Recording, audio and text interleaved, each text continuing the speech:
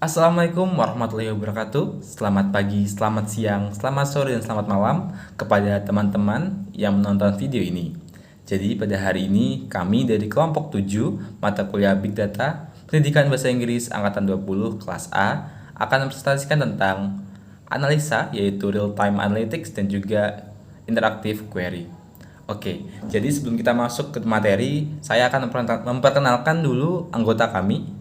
Yang pertama adalah saya sendiri, Herianto, selaku moderator. Kemudian ada Anggi Apriliana selaku presenter. Kemudian yang ketiga ada Nia Aulia juga selaku presenter. Dan terakhir ada Inaya Nurhidayati sebagai presenter pula. Baik, selanjutnya yaitu bab 1, Real Time Data Analytics. All about Real Time Analytics. Baik, untuk materi ini akan disampaikan oleh Inaya. Kepada Inaya, saya persilahkan. Materi yang pertama yaitu real-time analysis.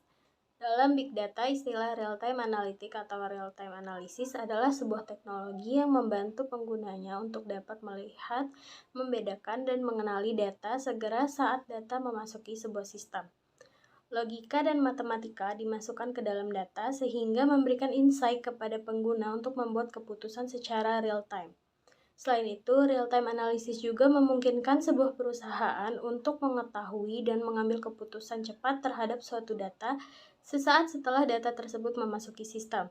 Keputusan tersebut didasarkan dengan data yang tersedia, serta keputusan tersebut juga dapat ditentukan di waktu yang bersamaan pada saat data diterima oleh sistem. Selanjutnya yaitu komponen real-time analysis. Real-time analysis bekerja dengan cara menarik data ke dalam sistem. Untuk menarik data dalam jumlah besar ke dalam sistem, teknologi ini dibantu oleh tools yang disebut agregator. Selanjutnya, output yang dihasilkan dari data yang masuk ke dalam sistem tersebut akan muncul hanya dalam waktu beberapa detik saja. Agar dapat berfungsi secara efektif, umumnya solusi real-time analytic memiliki komponen seperti berikut ini. Yang pertama yaitu ada agregator yang menarik data dalam jumlah besar ke dalam sistem dari berbagai sumber. Yang kedua yaitu broker yang memproses data hingga siap digunakan untuk proses analisa. Yang ketiga yaitu stream processor yang melakukan analisa secara real-time pada saat data diterima. Dan yang terakhir yaitu analytics engine yang menilai kualitas data dan mengeluarkan hasil analisa secara bersamaan. Bagi sebuah perusahaan, manfaat terbesar dari penggunaan teknologi real-time analysis adalah kemampuan untuk mengambil keputusan dalam rentang waktu yang sangat singkat.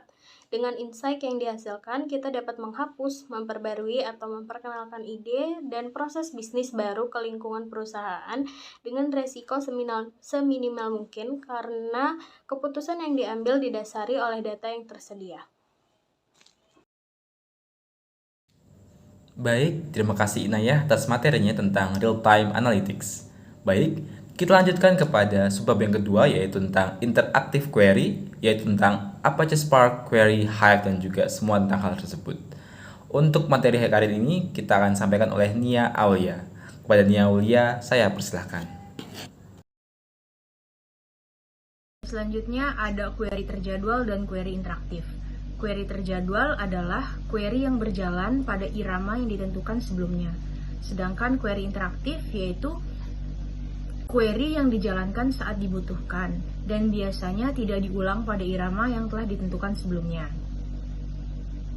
Selanjutnya, query interaktif dengan Spark SQL. Aplikasi Pinterest mendukung Hive, Presto, dan Spark SQL untuk query data. Namun, Pinterest tidak lagi menggunakan Hive dan mendukung Spark SQL. Mereka meninggalkan dengan dua mesin query utama, yaitu Presto dan Spark SQL. Presto digunakan untuk query interaktif cepat, seperti yang tercakup dalam video tersebut. Spark SQL digunakan untuk semua query terjadwal dan query interaktif pada kumpulan data besar. Selanjutnya, Spark SQL. Spark SQL mengintegrasikan pemrosesan relasional dengan pemrograman fungsional Spark. Ini memberikan dukungan untuk berbagai sumber data dan memungkinkan untuk menenun query SQL dengan transformasi kode, sehingga menghasilkan alat yang sangat kuat. kasih Nia atas materinya tentang apa itu interactive query. Selanjutnya untuk melanjutkan materi ini akan disampaikan oleh saudari Anggi Apriliana. Kepada Anggi, saya persilahkan. Antara Hive dan SQL. Hive meluncurkan pekerjaan MapReduce secara internal untuk mengeksekusi query ad hoc. Hive tidak memiliki kemampuan melanjutkan. Hive tidak dapat menjatuhkan basis data transkripsi secara kaskade saat tempat sampah diaktifkan dan menyebabkan kesalahan eksekusi. Kelemahan di atas memberikan jalan bagi lahirnya Spark SQL. Spark SQL mengaburkan garis antara entity dan tabel relasional. Itu menawarkan integrasi yang lebih erat antara pemrosesan relasional dan prosedural. Melalui API, data frame deklaratif yang terintegrasi dengan kode Spark, ini juga memberikan optimasi yang lebih tinggi. Data frame API dan dataset API adalah cara untuk berinteraksi dengan Spark SQL.